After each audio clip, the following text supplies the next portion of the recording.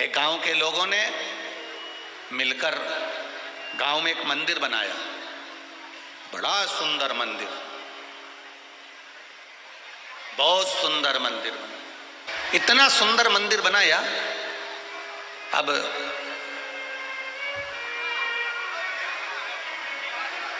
गांव के लोगों ने जब मंदिर बनाया, सारे गांव से चंदा इकट्ठा करा, पैसे इकट्ठे करे,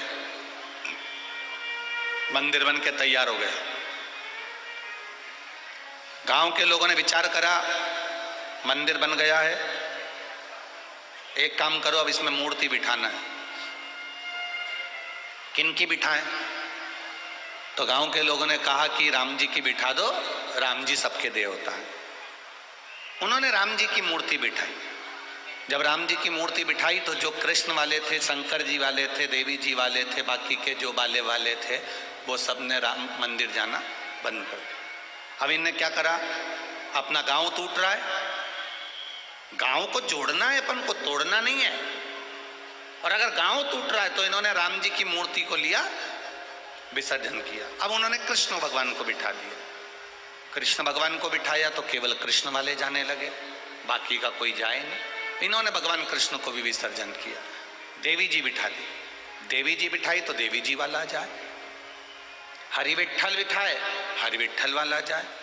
शंकर जी बिठाए तो केवल शंकर जी वाला जाए। गांव के लोगों ने मंदिर में ताला लगा दिया और विचार करने लगे कि अपने गांव को टूटना नहीं है, इसलिए इसमें वो मूर्ति बिठाएंगे जिससे 7 जात का आदमी एक जगह मंदिर में जाए, वो वाली मूर्ति इस मंदिर के अंदर बिठाएंगे। अब विचार करने लगे कि 7 जात का आदमी एक जगह बैठे, 7 जात का आदमी एक जगह जाकर बैठे, 7 जात का आदमी एक जगह पर बैठे, ऐसी कौन सी भगवान की मूर्ति बिठाई जाए।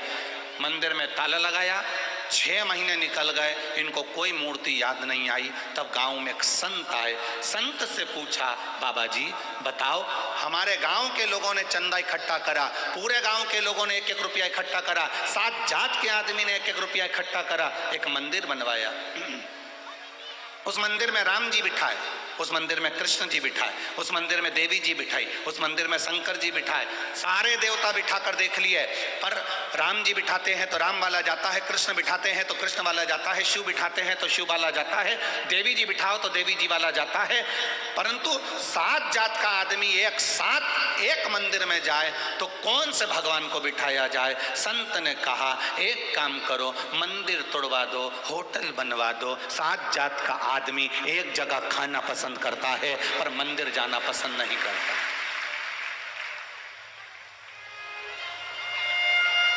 इतना भेद कर दिया हमारे सनातन धर्म में, लोगों ने इतना भेद कर दिया, इतना भेद कर दिया कि ये इस मंदिर में नहीं जाएगा, वो उस मंदिर में नहीं जाएगा, वो उस मंदिर में नहीं जाएगा। तो हम तो निवेदन करेंगे कि फिर लिख के जाना कि मरने के बाद शमशान नहीं जाऊंगा। हमारे सनातन धर्म को तोड़ने वालों ने इतना भेद कर दिया कि मैं इसको भजूंगा, मैं इसको भजूंगा, मैं उसको भजूंगा, मैं किसी को बाकी तो नहीं भजूंगा। किसी धर्म के अंतर्गत, किसी पुराण के अंतर्गत ऐसा बताया हो कि तुम राम को मत पूछो, तुम कृष्ण को मत पूछो, तुम शिव को मत पूछो, तुम इसको मत पूछो, तो वो पुराण हमको भी बता देना कि जिस पुराण में किसी देवी देवता की निंदा करना बताई हो, उस पुराण को हम भी पढ़ना पसंद करेंगे। क्या हमें भी तो बताओ कि किस पुराण में किसी देवता की निंदा करना बताई। मेरे भगवान विष्णु शंकर के बिना नहीं रह पाते, शंकर जी भगवान विष्णु के बिना नहीं रह पाते, और ब्रह्मा शिव और विष्णु के बिना नहीं रह पाते। जब तीनों में कोई भेद नहीं है तो फिर हम क्यों भेद करें।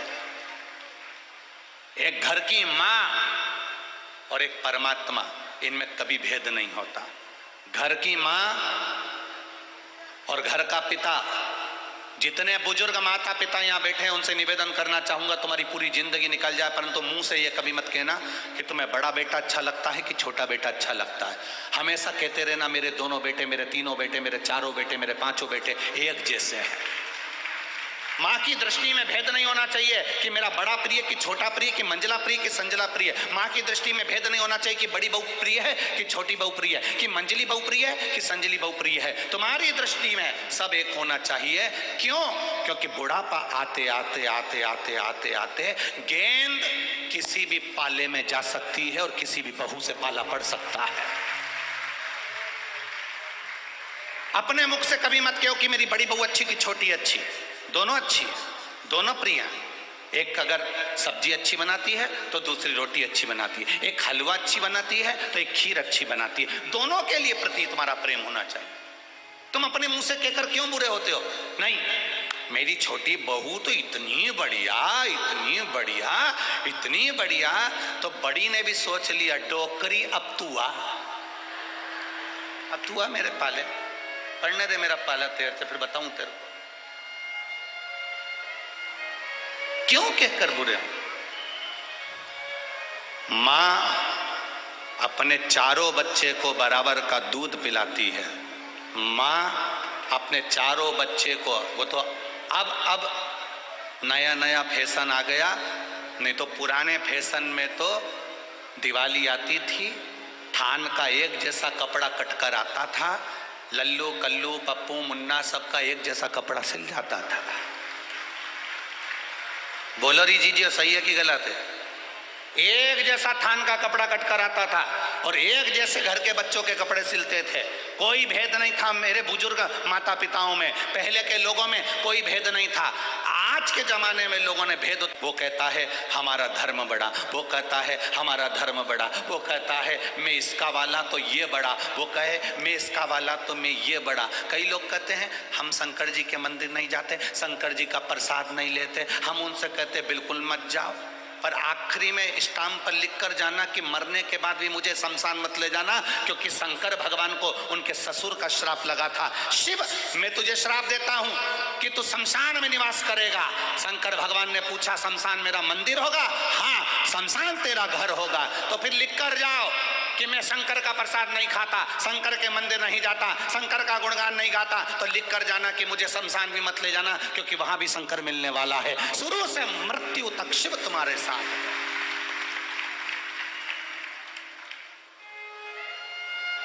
जन्म से लेकर आखिरी तक भोलेनाथ मेरा देवाधिदेव महादेव तुम्हारे साथ में, हर पल, हर घड़ी, हर क्षण, हर घड़ी, हर पल, हर क्षण वो तुम्हारे साथ। उसका भजन, उसका कीर्तन, उसका मंत्र जाप, उसका स्मरण हमें सुख देता। अकाल मृत्यु वो मरे जो काम करे चंडाल का, काल उसका क्या बिगाड़े जो भक्त हो महाकाल का। आखिरी में वही आता है, कोई दूसरा नहीं आएगा। अंत समय प्रभु आना पड़ेगा, वचन दिया तो निभाना पड़ेगा। आए ना आए प्रभु कुटुंब कबीरा, अंत समय प्रभु आना पड़ेगा, और वचन दिया तो निभाना पड़ेगा। ये अंत समय में हम जब उसको पुकारेंगे आएगा वही।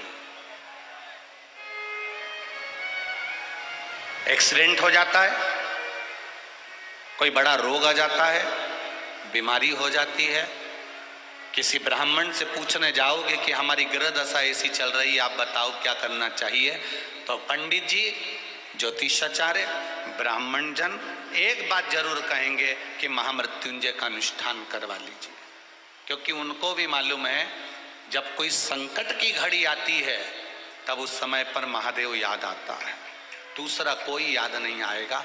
आएगा तो मेरा शिव याद आएगा।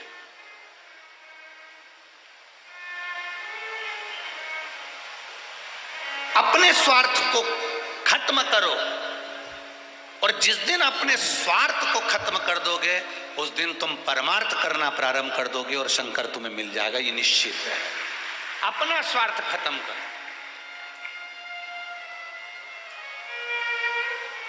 इतना स्वार्थी जमाना हो गया, इतना स्वार्थी हो गया कि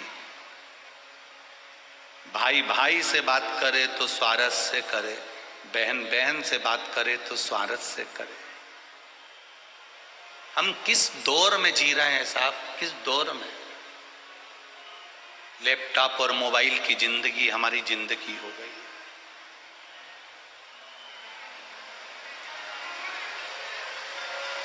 काम कुछ भी नहीं है और व्यस्त पूरे दिन है। काम कुछ भी नहीं है और व्यस्त पूरे दिन है, पूरे दिन व्यस्त है। बर्तन वाली तुम्हारे यहाँ बर्तन मांजे, कपड़े वाली तुम्हारे यहाँ कपड़े धोए, झाड़ू पोछा वाली तुम्हारे यहाँ झाड़ू पोछा करे। हम बिल्कुल मना नहीं करेंगे, करो। भगवान ने तुम्हें धन दिया है तो झाड़ू वाली लगा लो, बर्तन वाली लगा लो, कपड़े वाली लगा लो। पर एक निवेदन, अपने घर में भोजन बनाने वाली कभी मत लगाना, भोजन खुद बनाना।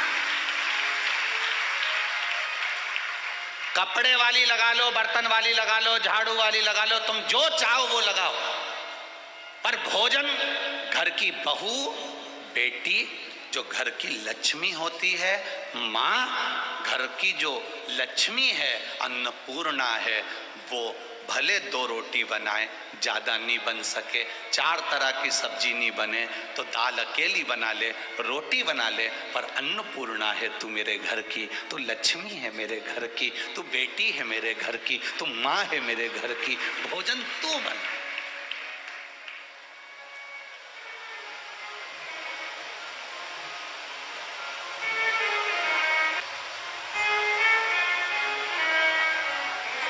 भोजन की व्यवस्था तुम करो।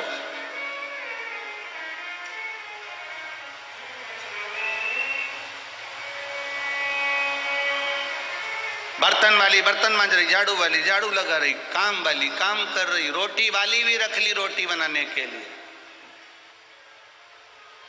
तो तुम क्या करोगे? धागे से 1 घंटे तक, या फिर इधर से नीली, इधर से पीली, इधर से कत्थाई करोगे क्या?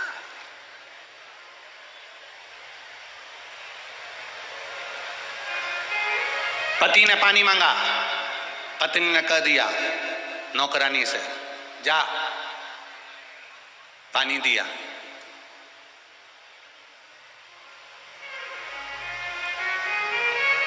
पत्नी को कोई चीज की जरूरत पड़ी, पति से कहा, पति ने दुकान पे से नौकर के हाथ भेज दिया, गलत है। फोन तुम्हें करा है, पति को काम बताया है, पति से कहा गया है और काम करने के लिए नौकर को भेजा गया।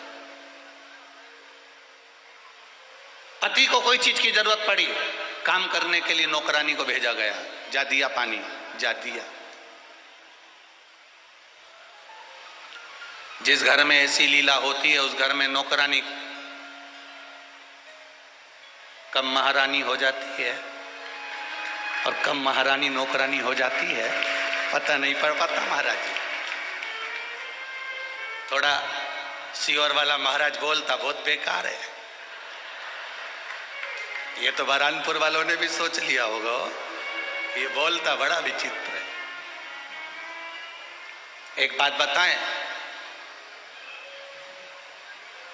हम आपके घर के कुछ भी नहीं हो, फिर भी हम ये चाहते हैं कि दुनिया का कोई घर कभी बर्बाद ना हो, खूब उन्नति की ओर आगे बढ़ते, खूब बढ़े, खूब तरक्की करे, खूब वैभवपति हो, खूब आनंद में जियो, इतने मस्त होकर जिंदगी जियो। ये मनुष्य की देह दूसरी बार नहीं मिलने वाली है, क्योंकि अगला जन्म तुम सोच के बैठे हो कि वापिस मुझे मनुष्य का मिल जाएगा, बरहानपुर में जन्म मिल जाएगा, मैं वापिस वहीं की वहीं जन्म ले लूंगी। तो जी बिल्कुल भूल जा, तूने दिन भर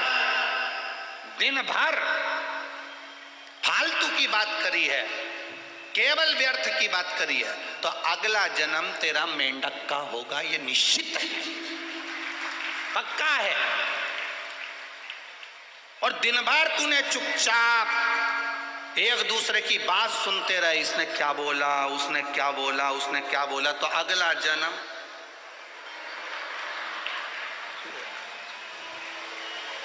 तो तुम्हारी भी अगर अड़ोसन पड़ोसन तुम्हारी कोई रिश्तेदार अगर चुपचाप से बात सुनते हो तो उनको कह देना, जुआ भाई कदे आई हो? बोल देना, तुम्हें बोलना नहीं, जो व्यर्थ की बात तुम्हारे यहां मिलने आए और दूसरे की बुराई कर रहे हैं, तुम्हारे यहां मिलने आए और दूसरे की निंदा कर रहे हैं, तुम्हारे यहां मिलने आए शंकर जी की निंदा में लग गए, शिव पुराण की निंदा में लग गए, भगवान के भजन की निंदा में लग गए, तो कह देना ए मेंढकी, ए मेंढक की लुगाई, अगला जन्म तेरा मेंढक का होने वाला है। बड़ा कठिन है, बड़ा कठिन।